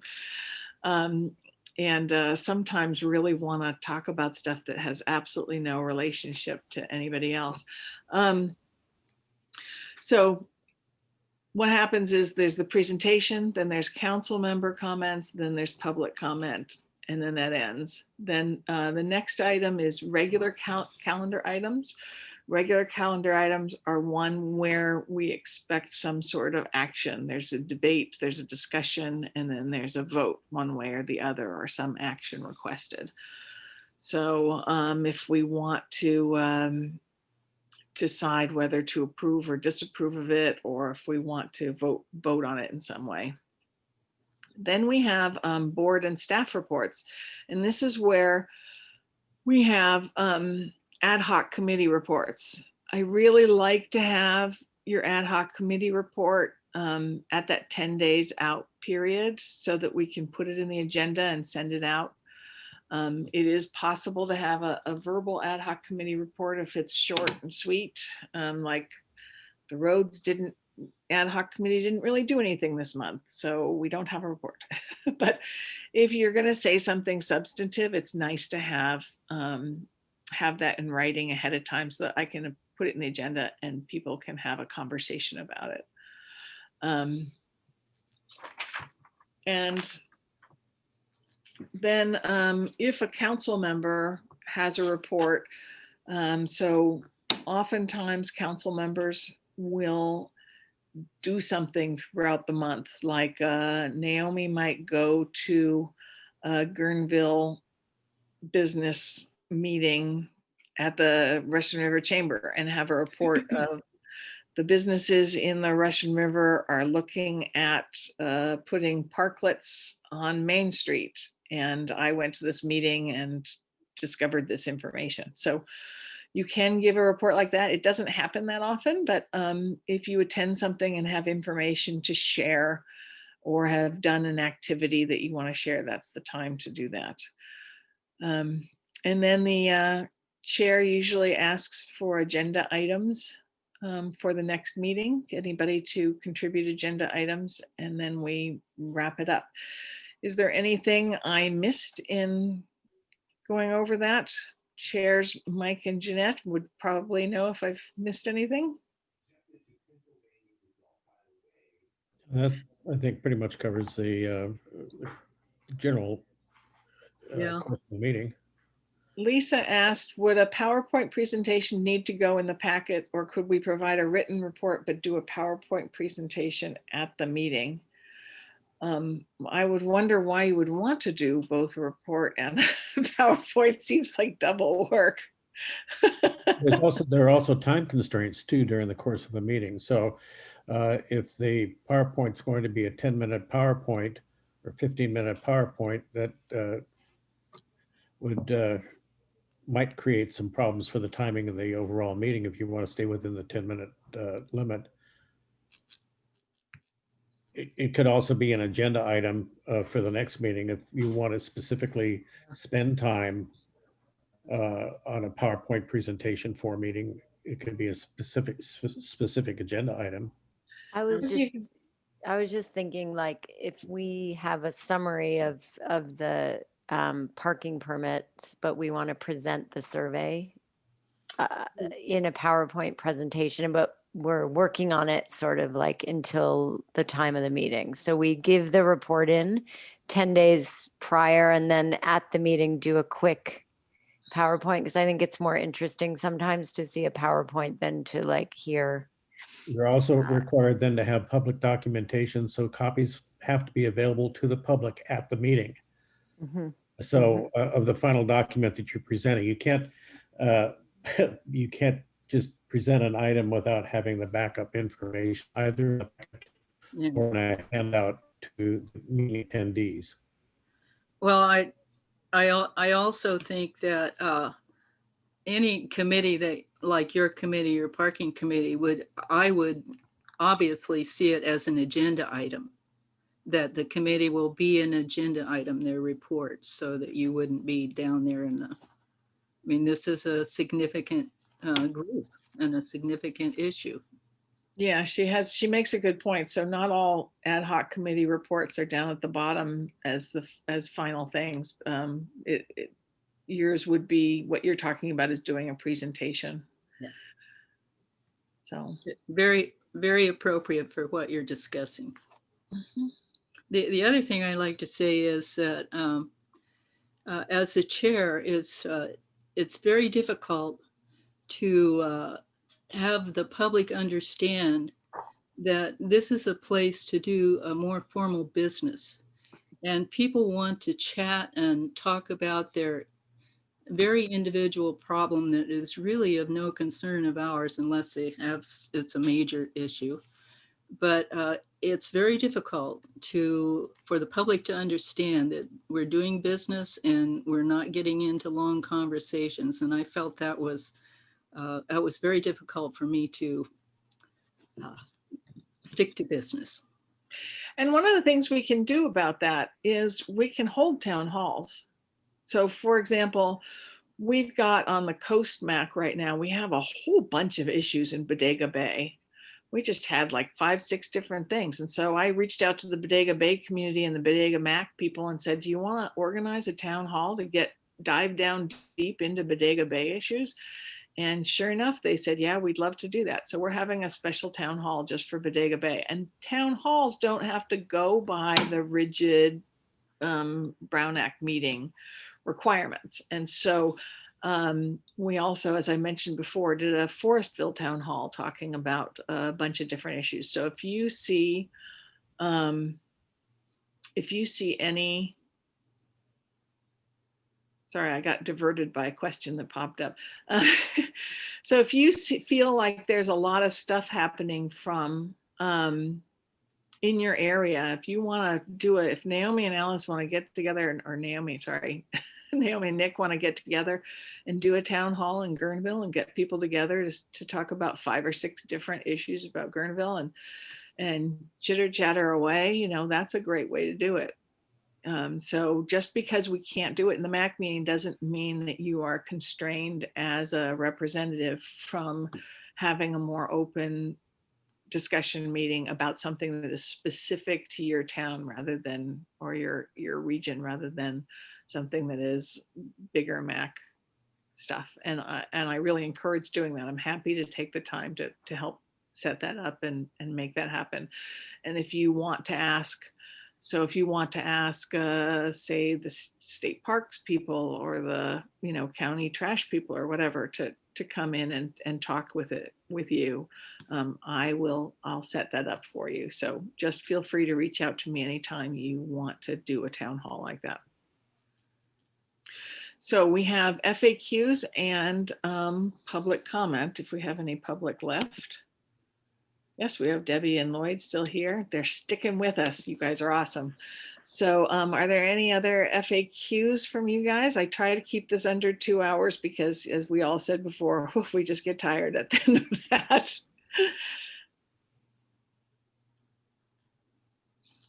Let's see. Elise, I did find that that thing that I was quoting, and I think that it could be open for interpretation. It might be the very thing where we just say thank you for your comment is the brief. So let me read it. It says it's not on the agenda, so no discussion or decision on items not posted.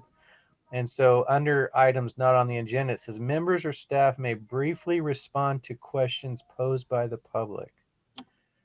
Well, So I think that might be that's where we say thank you. That's absolutely correct, Tony. I'm Absolutely feeling correct. you guys correctly. That's basically it. It's not where you want to just start going, yeah, well, we got this over here and we're doing this over here. If you were just to calm down. But to Lisa's point earlier, all of those discussions, the deeper discussions, can happen. It's just not at a MAC meeting. Right. So like, you can have discussions with people that live in your neighborhood about different things and talk for a long time about it and get in depth and back and forth. But that's just not what happens at a MAC meeting.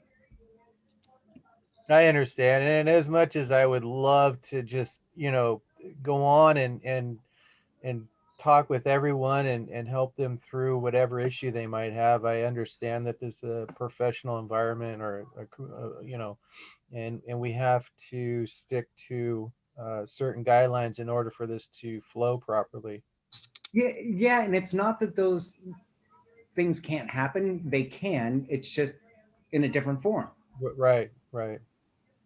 And if you think someone's got a really good idea, the best place to do is at the end of the meeting, submit it as an agenda item.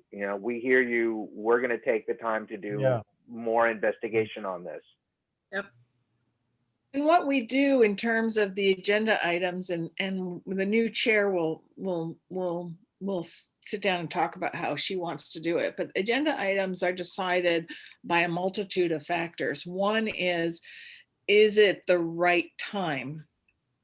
So, for example,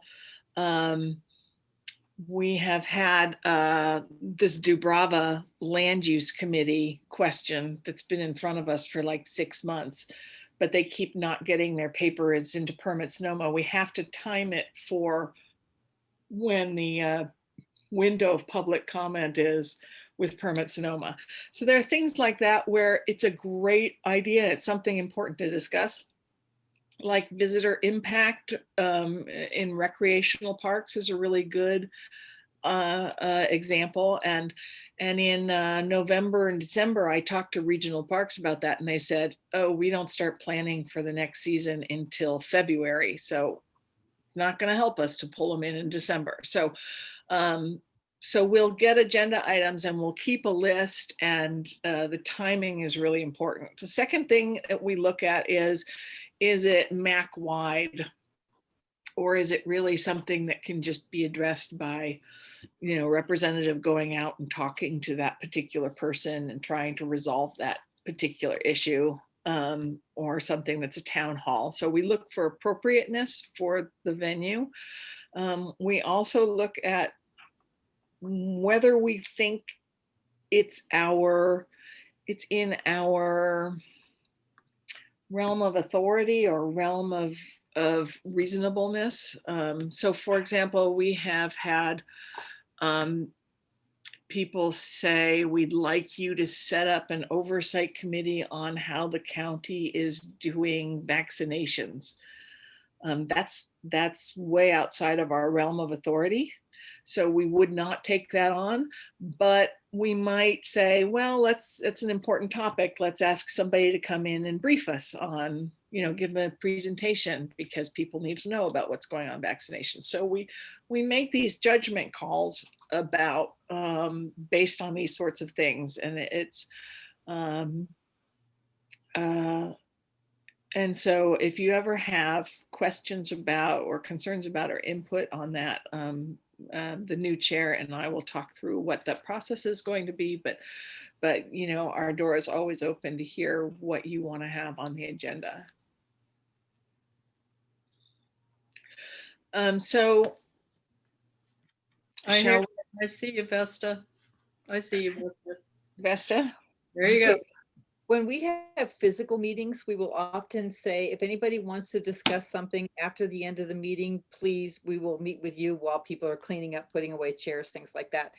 We don't have that for these Zoom meetings. Is it possible to establish something? Because this is going to go on for a while before we can meet in one physical place at the same time, that we could establish something that does say, the meeting is ended, but if you would like to stay to discuss a particular item, we will stay with you, whether it's just someone who's heading a committee or whatever it is. Is that possible to make that? I think our meetings tend to, one of our problems is keeping our meetings to time, and it's really rough on our staff to work till 8:30 after a really long day. I would hate to ask Jason and Leo to have to stay for us to meander with people. Would it be possible to come up with something like maybe we could have a slide in every agenda item that has the contact information for each of your reps, and say, if you have something further that you want to discuss with your representative after this meeting, here's the contact information. Please feel free to do so. How would that be? If it involves a particular town, that makes sense. Sometimes it's more total MAC oriented topic. But if it's not possible to do it via Zoom, then it's simply not possible. Yeah, I'm just trying to investigate ways. So that question is out for you guys now too. We'll think about it. You could do it as a separate meeting after. Say there's coffee hour after the meeting, go to this Zoom meeting for chit chat. Set up a town hall for after each MAC meeting. Yeah, or just yeah, if you want to hang out and discuss, here's a different Zoom meeting so that this can conclude. That actually makes sense, that it can be done. You can set up your own, once you have Zoom, you can set up your own meeting. So you could just say, if you would like to discuss this further, here's a link, tink, send it out, put the link up in the chat, whatever. Yeah, that makes sense. Well, I also think that that our email and addresses are all over the internet, and people they're easy to find. And I think to take time and staff and all of that to talk about something that's not business oriented or on the agenda, it belongs totally someplace else. Elise, I had a question regarding Yes? what we talk about or perform, what tasks we perform as a committee. And I heard you when you said there's so many things that we will and won't do. And I think that maybe like on the political scheme or maybe getting more toward a federal government thing. Like we had, his name escapes me right now, but we had the governor, or not the governor, but the senator come and talk at the MAC meeting in Cazadero. It was really fantastic, really neat to see him talk. But I feel like he talked about a lot of stuff that was important to the community, but it wasn't necessarily a MAC related thing. And so I just kind of, I'm looking for input here, like just to kind of get my head wrapped around what exactly we do and what would we invite to a meeting, who would we invite to a meeting, what's talked about at the meeting. I would love to see more of that kind of stuff from our senators come and address the MAC But I think that maybe from what you were saying, that that's not really so much what we do. You know, I believe that the couple times we've had Senator McGuire come in, it's been because we asked them around disaster relief. Is that what your memory is? That is correct. That's correct. And a lot of those conversations happen and you guys jump in, but during an agenda setting ad hoc committee.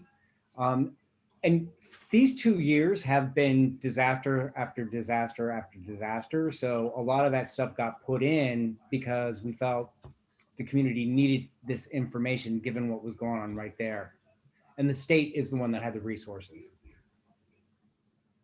Yeah, Makes sense. So- It was to me, it was very refreshing. You know, I was really happy to see him speak and address a whole bunch of concerns in a very short period. The man was amazing. Yeah, he is something. So yeah, we do try to figure out what guests we should have based on the topic at hand. That's the way we go about it. And we've had multiple different ad hoc agenda setting efforts. I mean, types of way of doing it. So I'm really looking forward to talking it through with the next chair and figuring out some suggestions. So if you have ideas or thoughts about how you would like the agenda to be set, feel free. I mean, in general, our door's always open. So, you know, feel free to send me an email about anything. What I tend to do, just to set expectations, the MACs take up a certain block of time. And we have the River MAC meeting and then the Sonoma Coast MAC meeting. So usually right about now, I should be focusing on the Sonoma Coast meeting because that's what's coming up.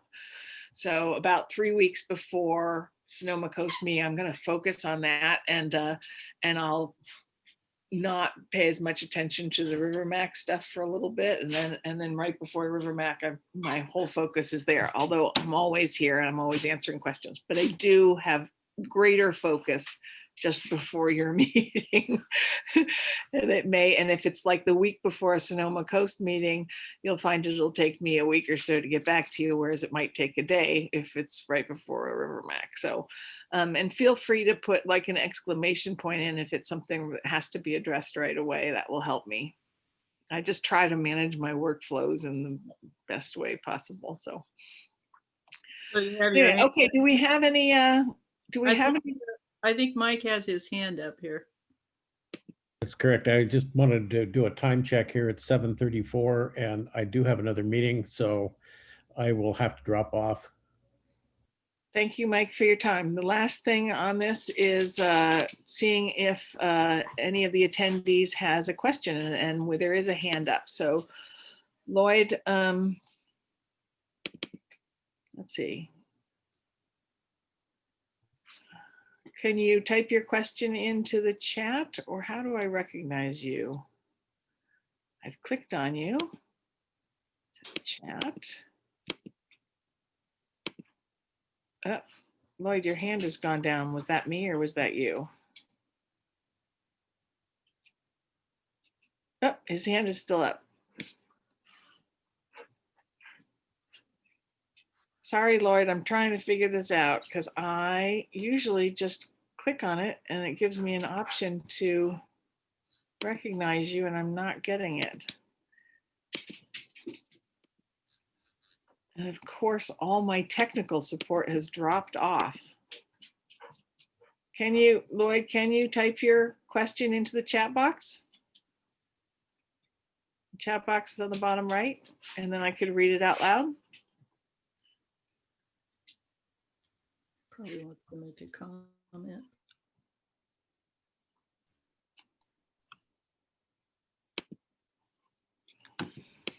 He put it in the Q&A.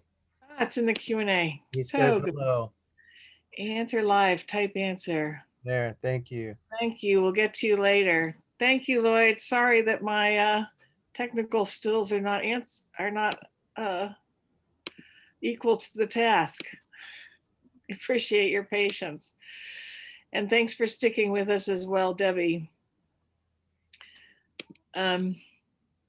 So thank you all for joining us. And I look forward to seeing you at the next meeting, and feel free to reach out to me with anything else. Alice, yes? I had one more question. Just after going through that, is anybody else up for the trash ad hoc? That's going to be something that the new chair will ask. I'm sorry. Okay. Sorry for stepping in there. I just got excited about it. I'm very excited about trash. It's very exciting. You would not believe what I did today on that. But I'm not going to say because that would be wrong. It's not on the agenda. It's violating the Brown Act. Well, thank you all so much.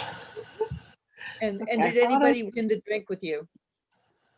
I thought I saw another hand. I'm just scrolling through just in case. Nope. All right, let's go eat dinner. Hey. Woo. Have a good night, y'all. Thanks, everybody. Bye-bye. Bye.